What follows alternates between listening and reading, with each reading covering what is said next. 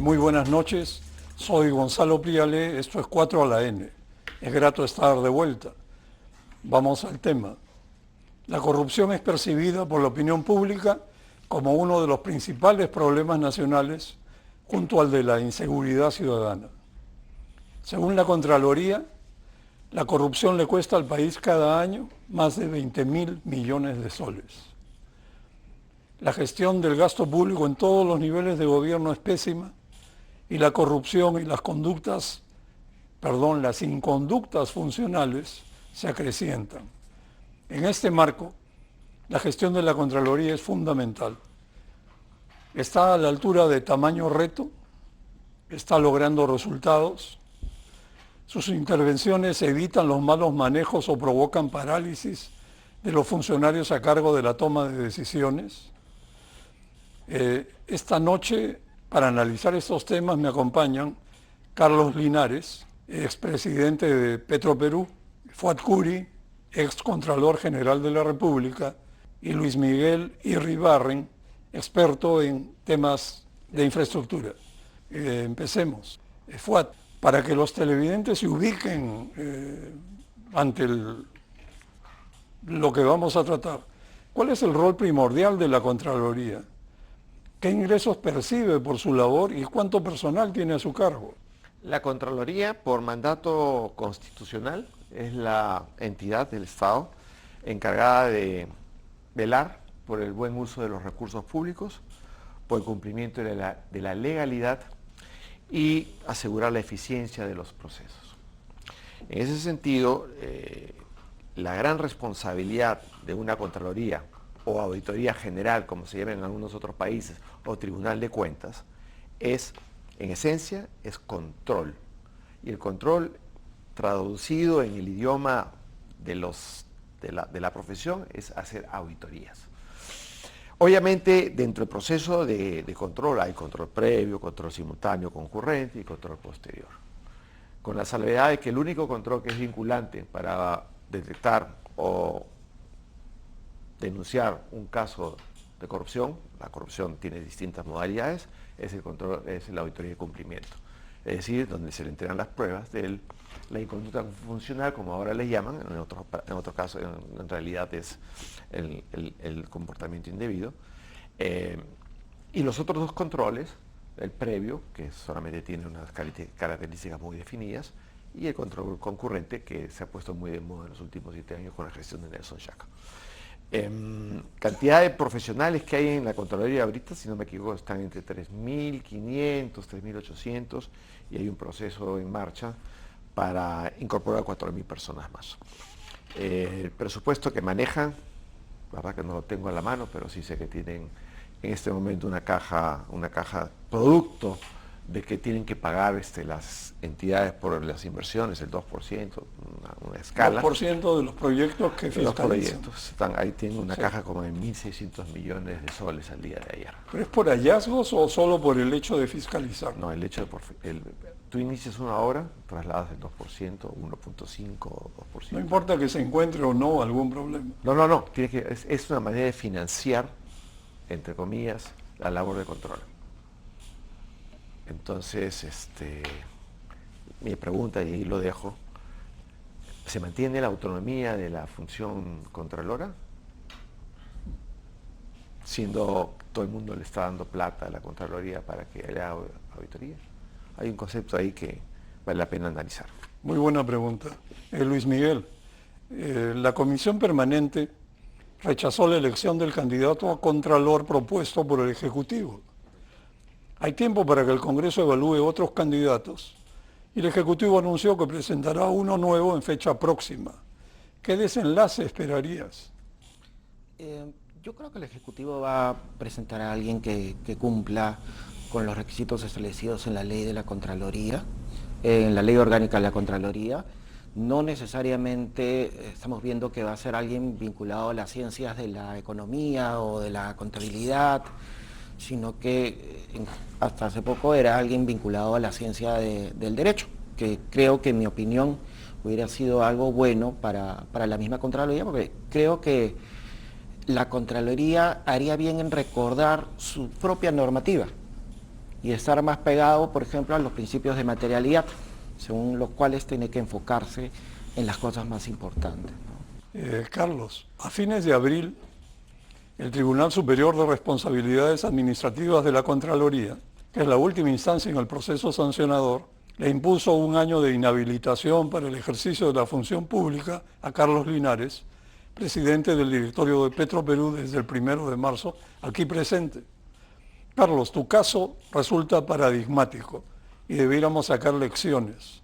Por favor, dinos qué sucedió. Bueno, gracias por la invitación. Esta inhabilitación se produce por un proceso administrativo sancionador que se inicia durante mi función como presidente de COFIDE.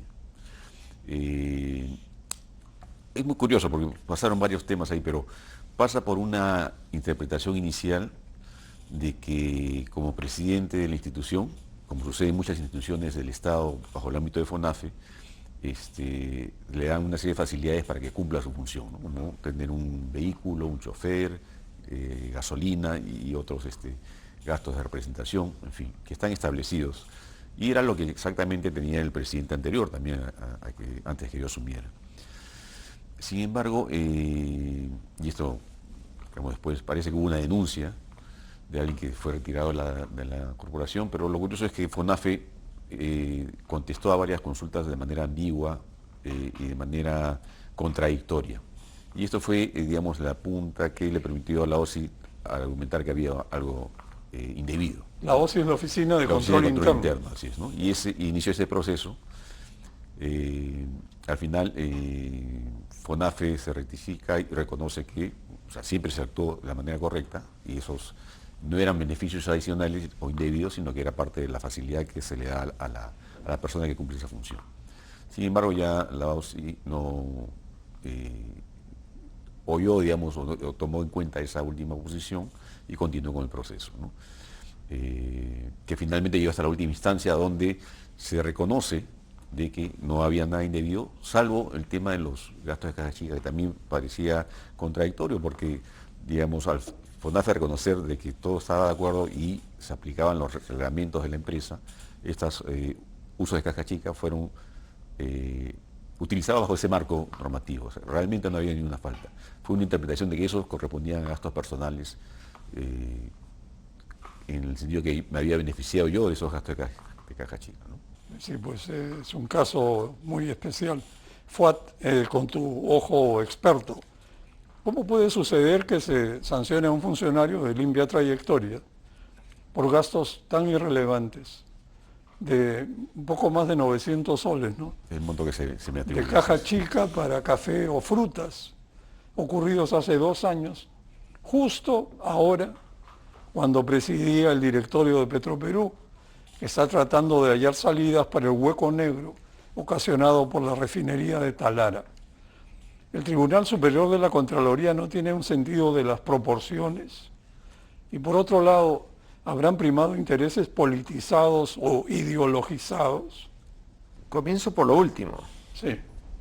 Dadas las características de esta sanción relacionadas con el uso de caja chica que todos los ministros y todas las autoridades de alto nivel tienen, la gente podría libremente pensar que hubo una intervención de carácter político.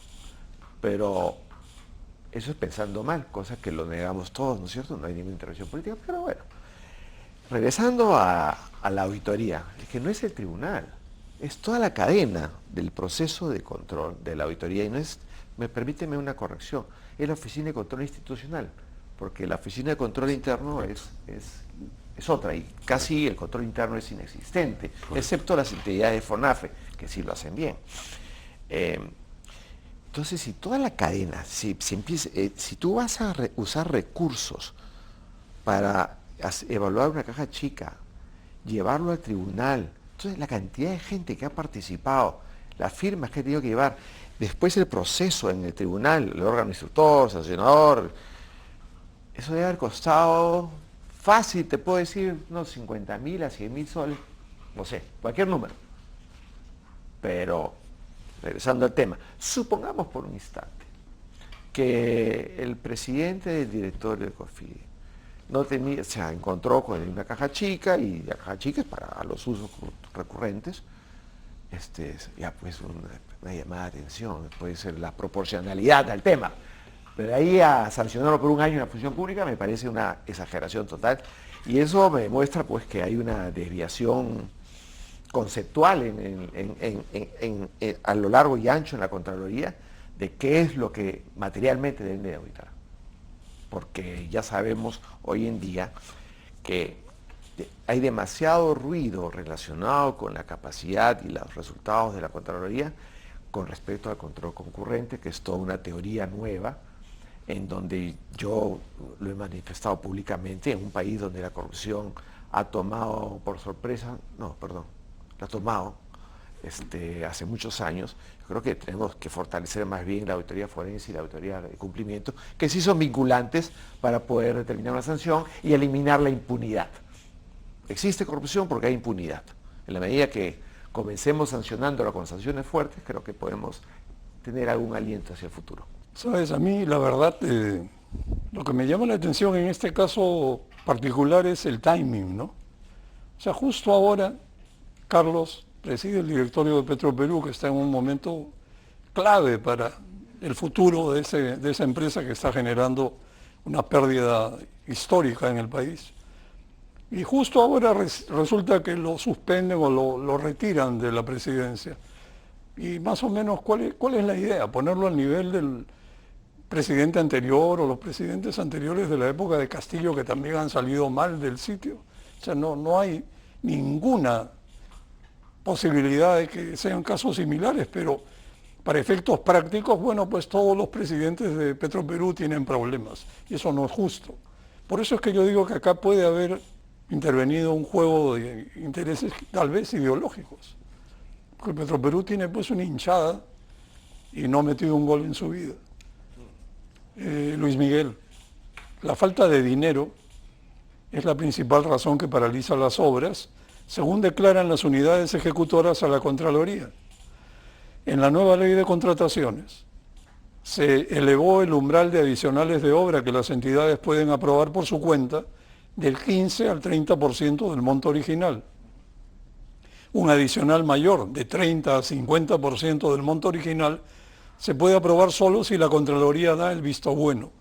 ¿Qué opinas de esta facilidad introducida en la nueva ley de contrataciones? ¿Servirá para algo? Yo creo que sí. En términos generales, y eso es moneda común entre constructores, desarrolladores y en las propias entidades, los expedientes técnicos sobre los cuales se hace la construcción son de baja calidad. Y eso muchas veces termina en adicionales de obra. Ahora, el límite que estaba puesto de 15% podría haber resultado corto para determinadas circunstancias si es que el expediente estaba realmente muy mal hecho.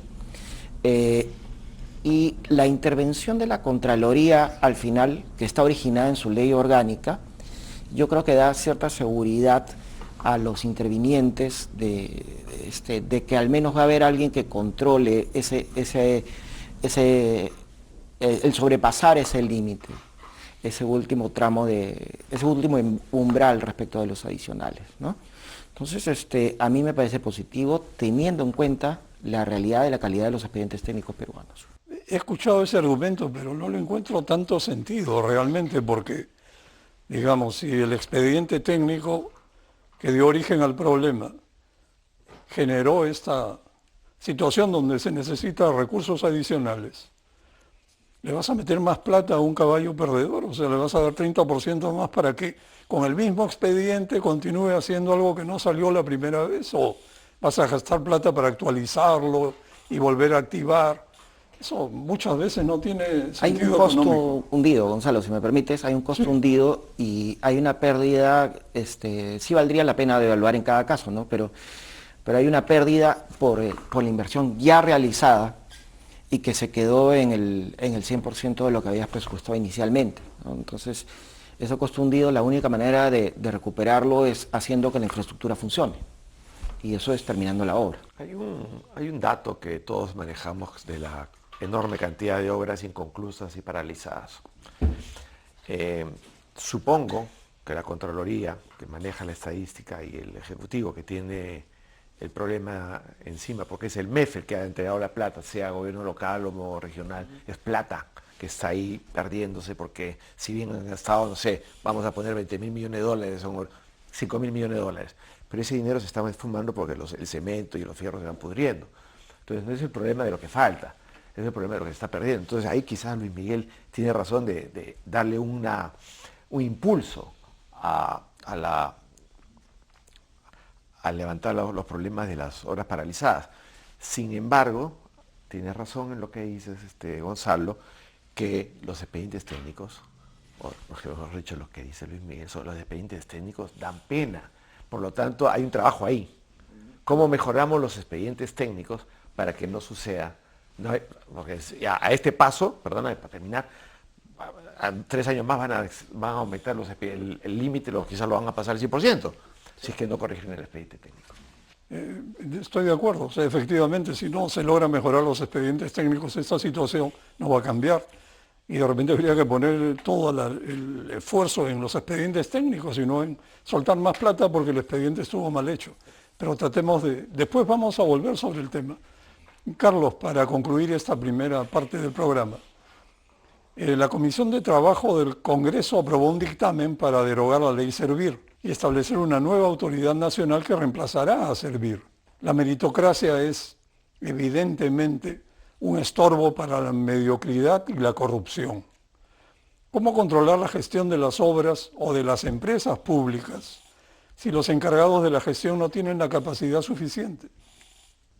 No, sí, definitivamente, y eso es algo que Servir se está impulsando, ¿no? El tema de la meritocracia, y he tenido oportunidad de estar en varias instituciones del Estado, y creo que es fundamental, ¿no? Es fundamental el tema de la preparación, el conocimiento. Una de las razones por las cuales tenemos estos problemas de infraestructura es precisamente la falta de capacidad técnica, ¿no? De conocimiento a nivel de los gobiernos regionales, gobiernos subnacionales, para desarrollarlos. Y en algunos casos se ha pensado, recuerdo cuando estaba en el MES, el tema de poder lograr una especie de certificación, digamos, para determinados puestos claves, de tal manera que no venga pues el gobierno de turno y por lo menos tenga que calificar o contratar a gente que tenga esa certificación para que tengas una garantía de que pueda hacer el trabajo de manera adecuada, ¿no? Entonces yo creo que sería un tremendo error, digamos, dejar el criterio de la calificación del personal, ¿no? De la gente que trabaja en el sector público para poder seguir avanzando. Yo creo que es indispensable más bien seguir avanzando en el tema de hacer prevalecer la meritocracia en el sector público. Una pregunta, Fuad, me da curiosidad. ¿La Contraloría no interviene cuando detecta que se ha designado en un cargo importante X, Y o Z a una persona que no tiene la más mínima calificación? Es una bomba de tiempo. Voy a repetir un dato que yo no lo he confirmado, pero me lo han dicho por ahí de un medio de comunicación, que hay 1.500 posiciones ahorita en el Ejecutivo, en el Estado, que no cumplen con los perfiles de puesto. Entonces, ahí viene la suspicacia que también está rondando en el ambiente sobre la designación del Contralor o de los Contralores que vienen, ¿no? Porque no se quiere, o sea, ya están avisados y siguen ahí en el puesto. Entonces, el tema del cumplimiento de los perfiles, como lo dice Carlos, es muy importante. El cumplimiento el problema de Servir. Si bien hay muchas quejas con respecto al modelo de Servir, entonces ¿por qué lo eliminan? ¿Por qué no lo corrigen? ¿Por qué no hay una mesa redonda y vean cómo reorganizar el tema? Pero no eliminas una institución y creas una nueva, como lo que pasó con la Autoridad de Reconstrucción con Cambios. Algo parecido. La eliminas y creas otra cosa y después estás contratando a la gente que está en esto. Yo no entiendo, hay cosas que no logro comprender. Yo creo que detrás de esto quizás está el hecho de que si un grupo de aventureros u oportunistas capturan el poder y llegan a la presidencia y toman el control del Ejecutivo, lo último que van a querer pues es meritocracia, lo que quieren es ver cómo repartir el botín lo más pronto posible. Lo hemos visto en los últimos años. Vamos a... FUAT. La Contraloría necesita cambiar de paradigma y dejar atrás la cultura de la sospecha y la presunción de culpa. Veamos por qué. Quiero poner un ejemplo actual. En los acuerdos de gobierno a gobierno se estipulan contratos colaborativos que funcionan con juntas técnicas normalmente integradas por ingenieros para la resolución amistosa de disputas que inevitablemente surgen en cualquier gran proyecto. En el caso de Chinchero, el aeropuerto, la Junta ni siquiera se ha podido instalar y ya van 3 años de temas en disputa acumulados. El avance que debiera ser 50% está en 11%. Los funcionarios no atinan a ser flexibles por temor a la Contraloría. La Contraloría es la traba. A ver, creo que la Contraloría no es quien maneja el país. El país lo maneja el Ejecutivo, el Presidente de la República y sus ministros. ¿Qué mejor que sentarse en una mesa y resolver los problemas de una manera técnica, eliminando cualquier suspicacia o sospecha de que, excepto que hayan encontrado algún delito flagrante, y bueno, se para el delito, denuncia a las personas, pero el proyecto no tiene por qué ser paralizado. El proyecto es el proyecto. Es como si tú tienes una gran empresa, encuentras que el cajero se llevó la plata, lo despides, ¿no es cierto? Haces todo un proceso interno, lo denuncias penalmente y listo. Pero continúa, o sea, la empresa en marcha, la obra tiene que seguir en marcha, porque son nuestros impuestos los que construyen el país, las obras, y no los que estamos en planilla, o los que estábamos en planilla. ¿Sí? Los informales pagan impuestos. Cada vez que compran algo en la panadería están pagando impuestos. El IGB está en todos lados, el selectivo está en todos lados. Entonces, relacionado, siendo puntual con tu pregunta, yo creo que se ha creado en el sector público hoy en día, y me lo cuentan amigos que están ahí, que claro, con la invasión desmedida de la Contraloría en casi todos los temas, invasión, quizás la palabra... ¿Esto es durante el control concurrente? Sí, durante el control concurrente, pero ya se confunde el control concurrente con el control posterior, porque vieron que los auditores, a la hora de hacer una auditoría concurrente, un control concurrente, se dieron cuenta que estaban haciendo una auditoría de cumplimiento. Es una mezcla de conceptos, crearon una auditoría concurrente que tenía una relación con... Ahora, perdónenme si estoy exagerando a los amigos de la Contraloría, pero hay tantos términos ahora de control preventivo, concurrente con posterior. Creo que se ha de lo simple, vinculante y no vinculante. Claro. Que al final al funcionario le da lo mismo si es vinculante o no vinculante. Claro, el temor sigue. Entonces, si bien la intención era buena, trabajar en la parte preventiva, como le comentaba Luis Miguel hace un momento, la prevención, el primer sistema de defensa de la prevención en una institución es el titular. Y luego vienen los gerentes, y luego viene el sistema de control interno, y al final viene la auditoría externa. Entonces, al ser el rector del sistema de control interno, en la Contraloría, el ministro, el gobernador regional y el alcalde creen que la Contraloría es la dueña del control interno. Entonces no hacen control interno. Se acabó. Entonces la Contraloría hace control interno, control externo. Pregúntenle a alguien de Price o de Ernst & Young. ¿Ustedes creen que pueden ellos hacer una auditoría? Si los contratan para hacer auditoría interna, están prohibidos de hacer el control, la auditoría externa. Con gran conflicto, no puedes. No puedes ser juez y parte.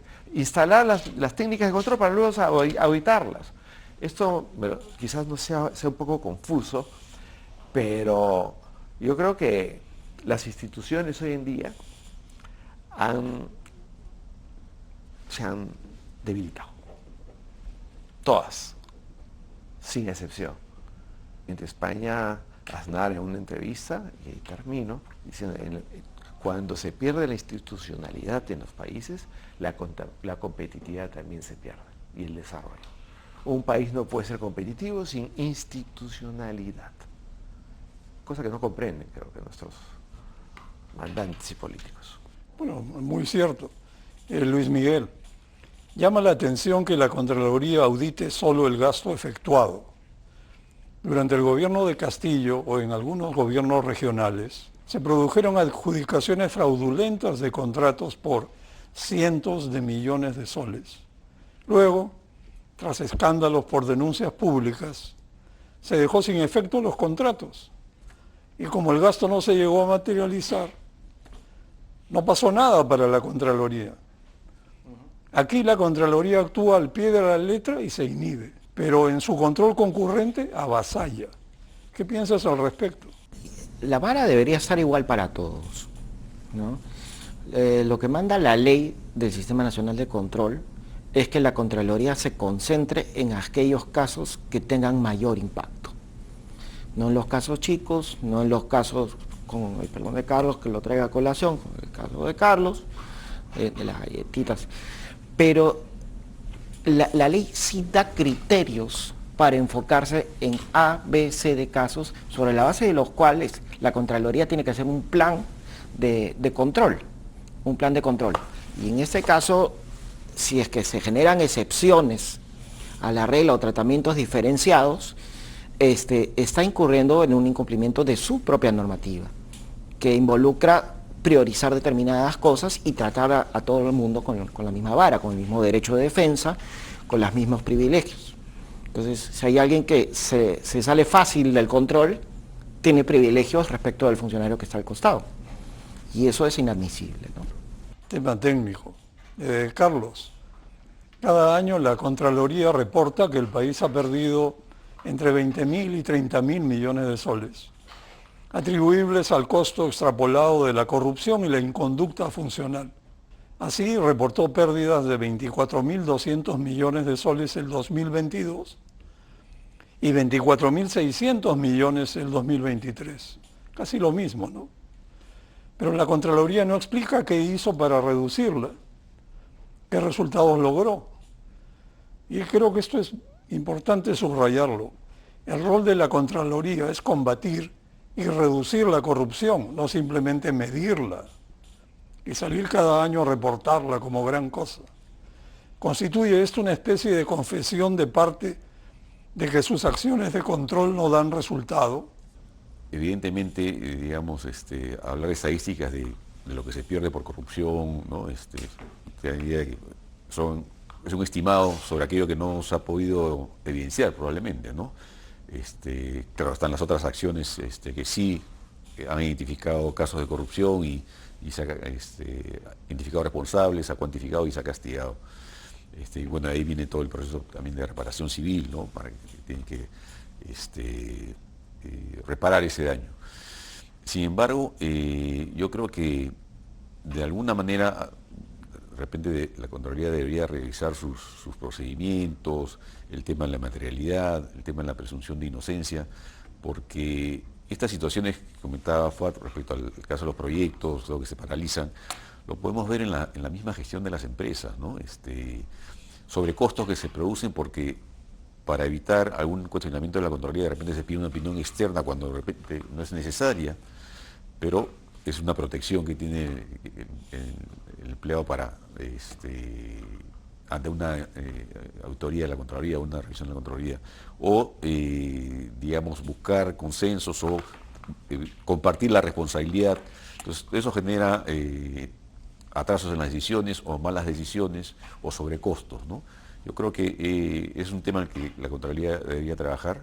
No, has mencionado el tema de mi caso, pero casos como esos generan pues este temor en los funcionarios respecto a las responsabilidades que están asumiendo y cómo los van a medir, cómo los van a evaluar ante una auditoría de control de parte de la Contraloría, ¿no? Yo creo que hay una tarea que hacer ahí, tanto en el tema de cómo se pueden prevenir o identificar estos casos de corrupción, como también cómo no, digamos, se va al otro extremo de un control excesivo de repente para tratar de tener una mayor cantidad de hallazgos, ¿no? para decir que bueno, estamos haciendo algo respecto a la corrupción que hay en el sistema, estás realmente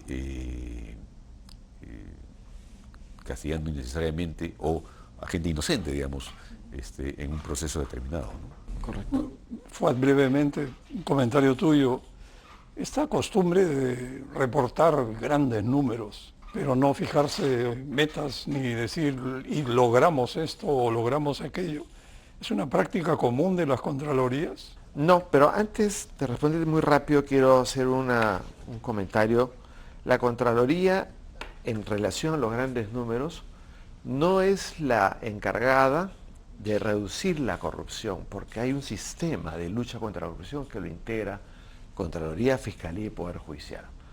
Supongamos por un instante, negado o no negado, que la Contraloría encuentre casos importantes de corrupción en megaproyectos, en proyectos, en cajas, etcétera, y pasa la denuncia a la Fiscalía y la Fiscalía se queda o en el Poder Judicial, entonces ahí es donde se configura la impunidad y no ha sido más. El problema es de que los tres no se ponen de acuerdo para trabajar en equipo. Bueno, regresando al tema de los grandes números, mira,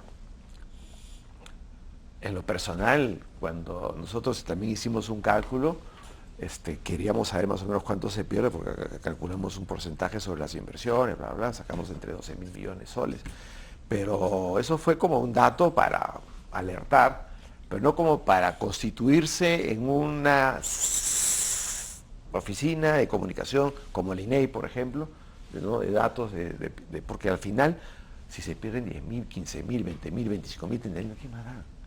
Los grandes números no se equivocan. Todo el mundo sabe, todos sabemos que estamos invadidos de la corrupción. ¿Ya? Y entonces, en vez de, obviamente es bueno alertar, pero también alertar, y seguro, ojalá que vengan con medidas de nuevas formas de enfrentar la corrupción. Pero ahí hay un tema, que si no tenemos el liderazgo presidencial, sea por fuera, de los últimos 6 años, 6 años, si no hay un liderazgo presidencial en la lucha contra la corrupción, ni la Contraloría, ni la Fiscalía, ni el Poder Judicial lo van a poder hacer. Bueno, es cierto, claro, y lo hemos visto. Luis Miguel, la capacidad sancionadora de la Contraloría y la difusión de sus informes respecto a casos en investigación pueden amplificar la cultura del temor.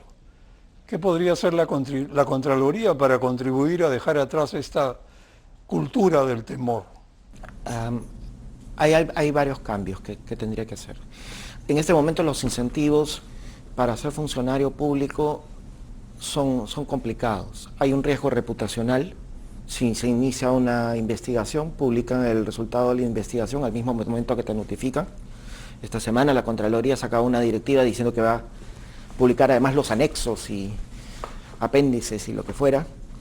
Entonces, tu nombre como reputaciones. Tu nombre como funcionario público está por el piso. Es probable que no logres un ascenso, es probable que no lo logres recolocarte en el sector privado. Tienes un riesgo patrimonial. Tienes un riesgo patrimonial porque muchas veces la Contraloría, y yo lo he visto, yo no, en 20 años de abogado, todos los años he tenido que ayudar a alguien, a un amigo que trabaja en el sector público para esto. Y que le pueden estar haciendo una cobranza por daños para el equivalente de 3 veces su casa, porque en el Estado se ven cosas grandes. Y el mensaje que dan persiguiendo a funcionarios como Carlos con una hoja de servicios impecable y por minucias es pésimo. Es un mensaje generalizado de desaliento para integrar el servicio público. Entonces, ninguno de nosotros le diría a nuestros hijos, le recomendaría a nuestros hijos, integra el servicio civil, a pesar de que hemos sido funcionarios públicos, los 3. Y Gonzalo, tú no sé, pero nosotros 3 sí. Yo no le recomendaría a mi hijo eso. Entonces, el daño que se ha hecho es profundo. Hay algunos cambios que requieren una legislación nueva en algunas cosas puntuales, pero más que legislación es gestión y un cambio de chip. Recordarle a la Contraloría que no está ahí para perseguir, está ahí para ayudar al Estado a ser más eficiente, más eficaz y que no haya filtraciones, ¿no? Fuad, en solo 10 años, del 2014 al 2023, se desembolsó recursos para obras presupuestadas por 341.000 millones de soles, que es el 94%, escucha esto, de la brecha de 363.000 millones, que es la brecha a 20 años proyectada en el Plan Nacional de Infraestructura del 2019. No se notan los resultados, las brechas permanecen.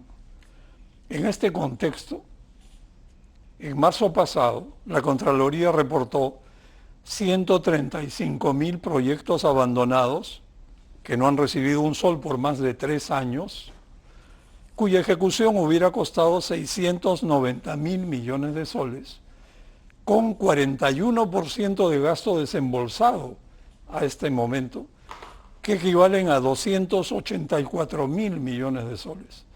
284.000 millones de soles. Si no se logra reactivar las obras abandonadas, y obviamente no todas son reactivables, se habría producido un gasto inútil descomunal. ¿Para qué ha servido el control concurrente de las obras públicas?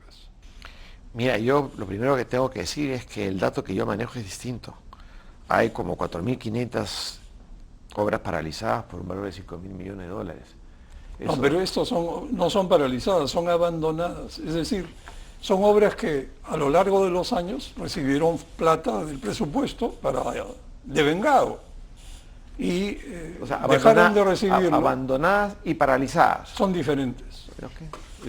Las abandonadas, que es un nuevo concepto que por lo menos la Contraloría lo ha puesto en la mesa, son aquellas que han dejado de recibir dinero por cierto número de años. En este caso, el segmento es más de 3 años y la verdad es el rango es de 3 a 10 años sin recibir plata. O sea, alguna vez recibieron, dejaron de recibir.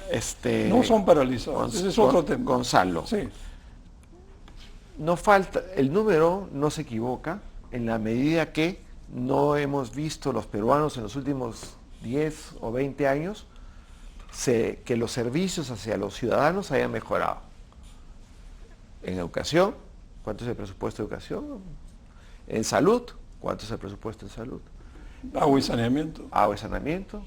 En seguridad, ¿cuánto se gasta en seguridad? ¿Cuánto se gasta en el MTC, el presupuesto más grande del país? Se gasta, o sea, todos los años tiene un presupuesto que se gasta, bueno, 80%, 70%.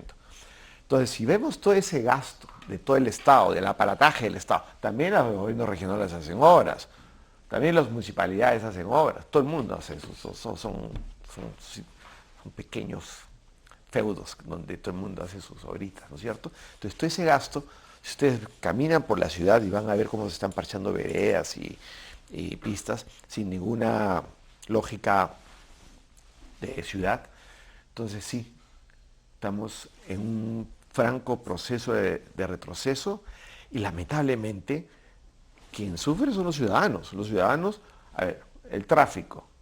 Ustedes hay que ver un poquito las carreteras que hay en Ecuador, Colombia, Brasil, Chile. Tenemos el peor tráfico del mundo.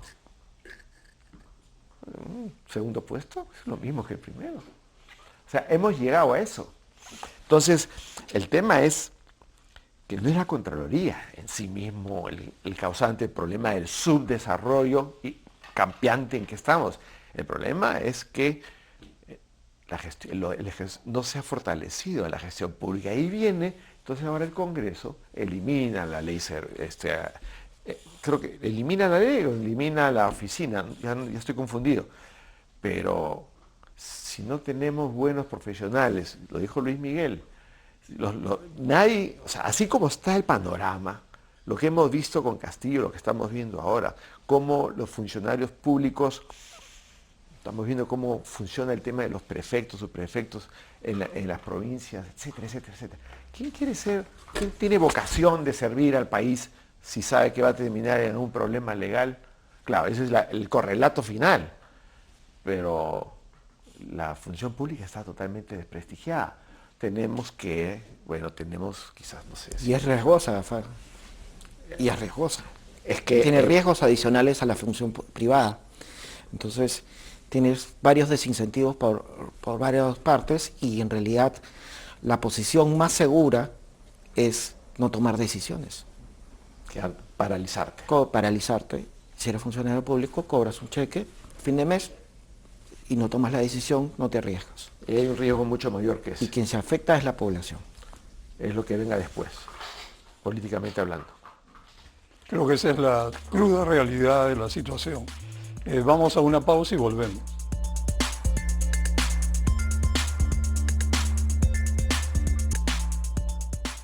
Carlos, aunque nos salgamos por un momento del tema de 4 a la N de hoy, no podría dejar de pasar por alto esta oportunidad de preguntarte algo respecto a Petroperú. Y la pregunta de rigor es, ¿el ingreso propuesto de gestión privada a Petroperú significa privatización? El marco legal contempla, ¿no?, actualmente la posibilidad de participación privada hasta un 49%, ¿no? Eso es lo que se estableció cuando se declaró de interés nacional la construcción de la refinería de Talara. Sin embargo, bueno, yo estuve en esa época, entre el 2015 y 2019, como gerente, inicios de 2019 como gerente de finanzas de Petroperú, y lo que se consideró razonable es postergar el inicio, digamos, de un proceso de apertura de capital hasta que la refinería esté concluida, porque lógicamente el valor de la empresa sería mayor, ¿no?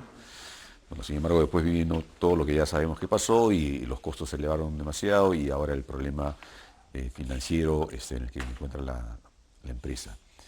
Lo que este directorio estuvo evaluando, primero, bueno, hacer un diagnóstico de la situación financiera y también la situación operativa, porque se encontró con que la unidad de Flexicoqui, que es la de genera el mayor valor agregado, estaba paralizada en ese momento, ¿no?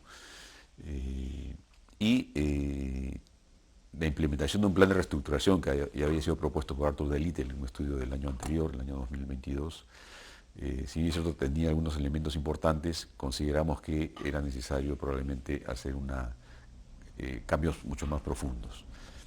Y lo que ha considerado el director está hablando de una gestión privada, ¿no? Porque en estos momentos hablar de una privatización no tiene sentido por la situación en la que se encuentra. No habría compradores. Exacto, ¿no? Claro. Habría probablemente, como han mencionado algunos, pagar para que se lleve la empresa. Entonces la idea es que con una gestión privada se pueda mejorar, ¿no?, la situación en la empresa. Lógicamente se necesita el apoyo del accionista, porque ¿quién más te va a poder apoyar para que pueda salir y estabilizar la situación financiera por lo menos? Y en el tiempo ya contemplar la posibilidad de una apertura de capital como está contemplado en el marco legal vigente, ¿no?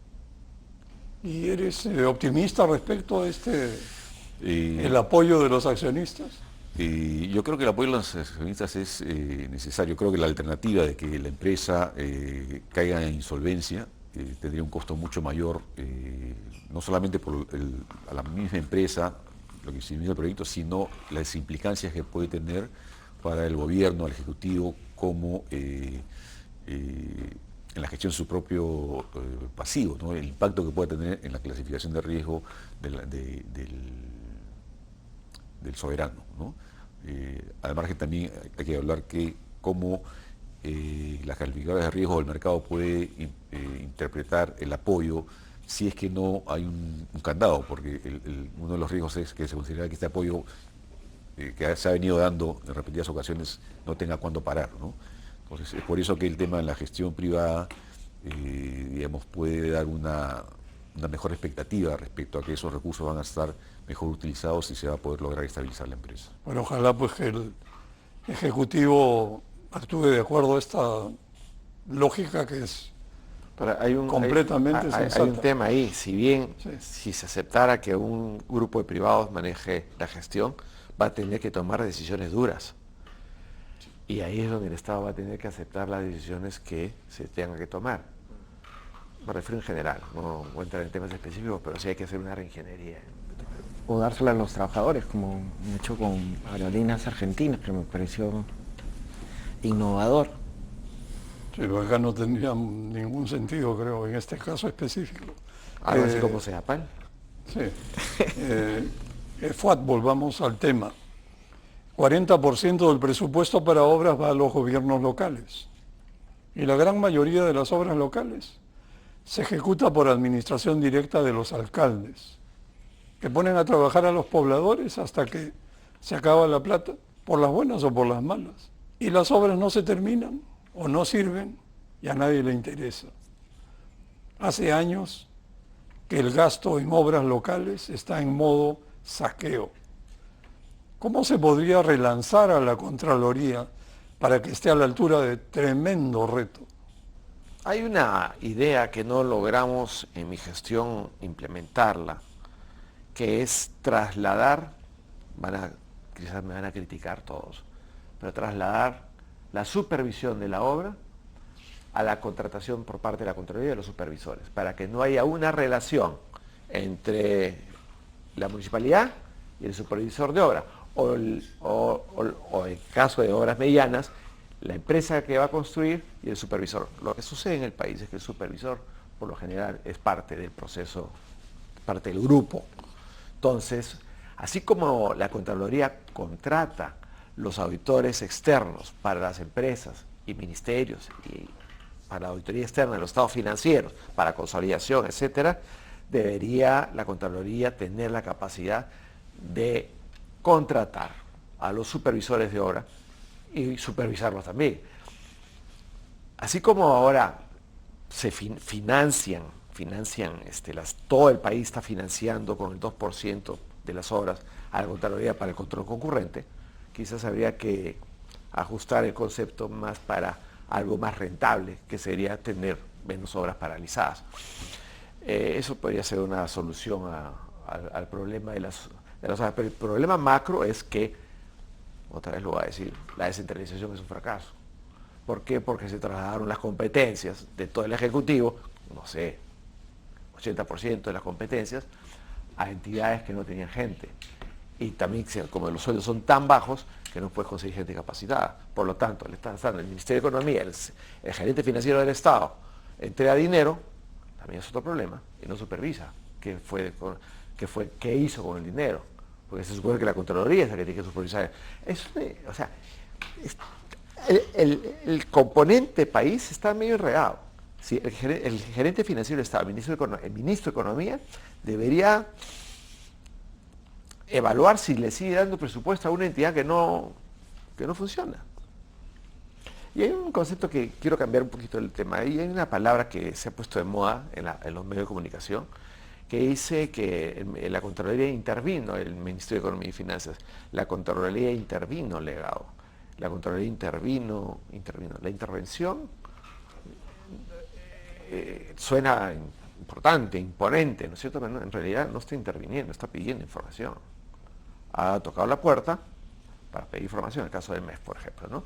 Entonces yo creo que la prensa tiene que tener un poco de cuidado ahí, porque la intervención, que los que estamos los que conocemos un poco la banca y la superintendencia, cuando la superintendencia interviene en un banco, ¿qué significa? Que toma control del banco. La Contraloría no toma control de las instituciones. Pero debería ser un poco más cauto ahí, porque crea expectativas, ¿no es cierto? Intervino el MEF. Ahí hay un grupo de personas que han ido a pedir información sobre la asignación del presupuesto. Perdona que te haya girado el tema, pero claro, está muy bien. En el fondo también el Ministerio de Economía podría obligar a los gobiernos locales a que empaqueten proyectos a nivel regional, por ejemplo, para que se hagan de manera económica con una escala suficiente para evitar las fugas de dinero. Y este cuento de las obras por administración directa parece que nunca va a acabar, porque hace unos meses se intentó sacar un decreto para minimizarlas y hubo una marcha de alcaldes, que por supuesto fue recibida por el Pleno del Congreso y todo quedó en nada o todavía se puso peor. Luis Miguel, una pregunta al plexo. En la práctica, ¿quién controla al Contralor? Debiera ser el Congreso de la República. El Congreso de la República debe pedir informes. El Congreso de la República tiene tiene la capacidad, tiene la facultad de determinar el nombramiento del Contralor, como de varios otros aforados. Debería ser el Congreso. En la práctica, no sé si lo hace, pero necesita que, como todo sistema republicano donde no hay absolutismo, no hay poderes absolutos, necesita un contrapeso, ¿no? Y en este caso el llamado a hacerlo por la Constitución es el Congreso. ¿Qué piensas de esto, Fuad? Bueno, recordar mis épocas de caserito del Congreso. Quiero haber una pregunta íntima, Fuad, fuera del cacerismo del Congreso. Una pregunta personal en este caso. ¿Tú te sentías controlado cuando eras contralor? De lo que estaba diciendo, totalmente. Era caserito del Congreso porque me llamaban, cada comisión me llamaba para cuestionar tal o cual actividad de control. O sea, yo paraba quizás 4 o 5 veces en el Congreso, la comisión de fiscalización era bien dura conmigo, y yo también, bueno, felizmente tenía algo de carácter y teníamos conversaciones muy alturadas, pero firmes. Y eso es algo que extraño ver a la institución que tanto quiero, verla mecharse, digamos, entre comillas, pues porque el Congreso es un ente político y hay que estar, y la Contraloría es un ente autónomo, no político. Entonces ahí hay dos fuerzas que se encuentran ahí, la presión política y defender la autonomía de la Contraloría. Es muy interesante ese juego de poder, pero que yo últimamente no lo he podido ver porque la Comisión de Fiscalización y Contraloría del Congreso está, ¿no? Existe, pero no lo he visto mucho en estas lides, digamos, de ver qué hace la Contraloría, cómo lo hace, por qué no lo hace, por qué sí lo hace. Obviamente hay que tener cuidado con algunos congresistas porque están buscando que la Contraloría ponga los ojos en los lados que ellos quieren. Entonces ahí hay, como mencionas, un juego inteligente que ambas partes disputan, que no es con el Ejecutivo distinto, el Ejecutivo es el auditado, pero como bien dice Luis Miguel, el Congreso es el que quien nombra y desafora al Contralor. Por lo tanto, es el órgano que donde se tiene que ver, digamos, la lucha contra la corrupción, tiene que verse en el Congreso. Entre el Congreso, que pide explicaciones, y el Contralor, que tiene que darlas. Rendición de cuentas. Es una relación compleja, ¿no? Porque también Muy compleja.